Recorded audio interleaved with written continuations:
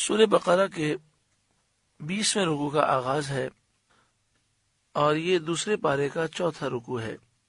اللہ رب العالمین نے ارشاد فرمایا، ان فی خلق السماوات والارض، بے شک آسمان و زمین کی پیدائش میں، واختلاف اللیل والنہار، اور رات و دن کے آنے جانے میں، والفلک التی تجری فی البحر، اور اس کشتی میں جو دریا میں سمندر میں چلتی ہے، بما ینفع الناس، ان چیزوں کو لے کر جو چیزیں لوگوں کو فائدہ دیتی ہیں،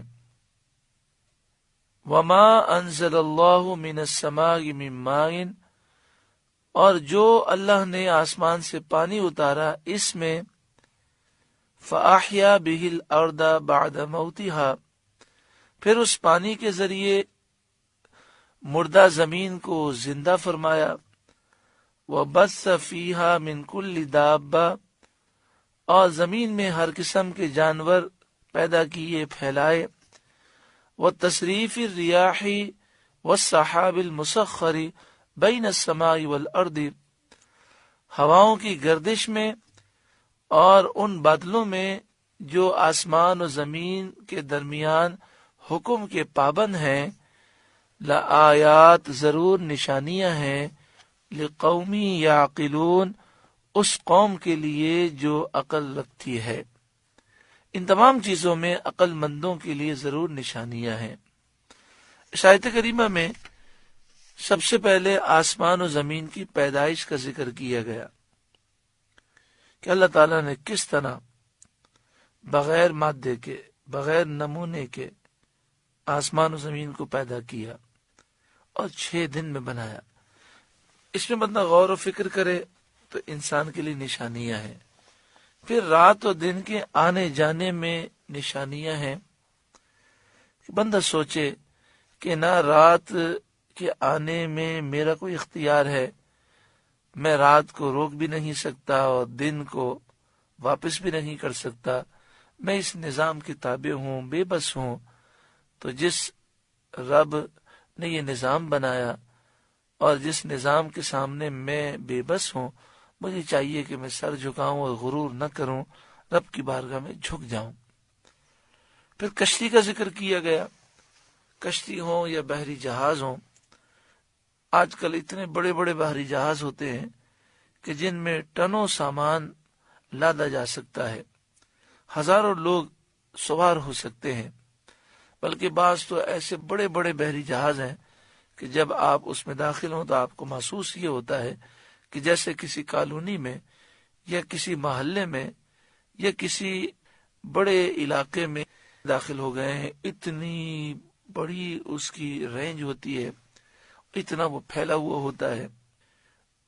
اللہ تبارک و تعالی کی شان، قدرت دیکھیں، ایک سوئی سمندر کے پانی پہ رکھی جائے تو ڈوب جاتی ہے، لیکن یہ ہزاروں ٹن وزنی جہاز سمندر و دریا میں وہ چل رہا ہوتا ہے۔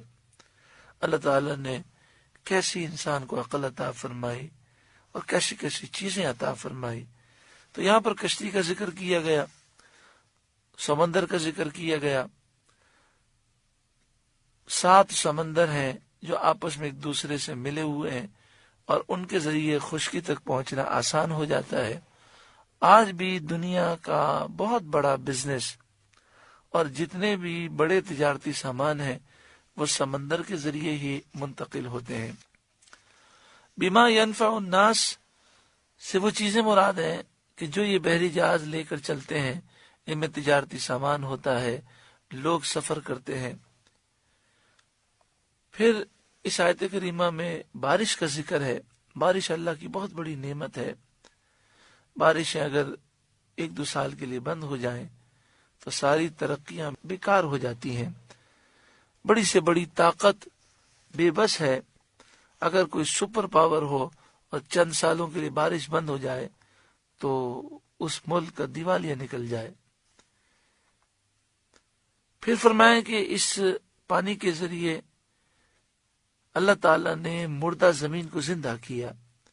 اس بارش کے قطروں میں وہ تاثیر ہوتی ہے کہ جب وہ زمین سے ٹکراتے ہیں تو اس میں زندگی پیدا کر دیتے ہیں، اسے سرسب و شاداب بنا دیتے ہیں۔ مختلف جانوروں کا ذکر کیا گیا۔ اللہ تعالیٰ نے قسم قسم کے جانور، پرندے، مچھلیاں، کیڑے مکوڑے پیدا فرمائے کہ بندہ ان کی شکلیں، ان کے رنگ، ان کی خوبصورتی اور ان کے کمالات دیکھ کر حیران ہوتا ہے۔ ہواؤں کی گردش کا ذکر ہے۔ جب طوفان آتا ہے، آندھیاں چلتی ہیں تو بڑے بڑے عاجز ہو جاتے ہیں۔ ہواؤں کی گردش سے بہت سارے نظام ہیں اور ہوائیں ہمارے لیے بہت زیادہ مفید بھی ہیں، اور بس اوقات ہوائیں انسان کو برباد بھی کر دیتی ہیں۔ تو ان تمام چیزوں میں اللہ تعالیٰ کی نشانیاں ہیں غور کرنے والوں کے لیے۔ بادلوں کا ذکر کیا گیا کہ آسمان و زمین کے درمیان یہ حکم کے پابند ہوتے ہیں، جہاں حکم ہوتا ہے وہاں پہنچتے ہیں۔ کتنا ٹن پانی لے کر وہ چلتے ہیں، اللہ اکبر۔ لآیات لقوم یعقلون، ان سب میں عقل مندوں کے لیے ضرور نشانیاں ہیں۔